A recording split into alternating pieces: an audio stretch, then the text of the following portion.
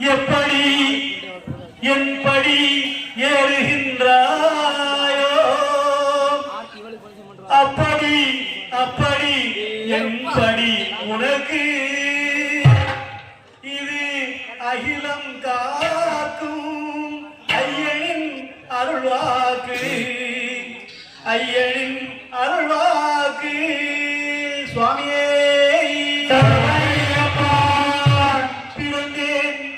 பிறந்தேன் ஏன் பிறந்தேன் என தெரியவில்லை ஐயப்பா உறங்கி விழிக்கும் வாழ்க்கையின் உண்மை புரியவில்லையே ஐயப்பா ஐயப்பா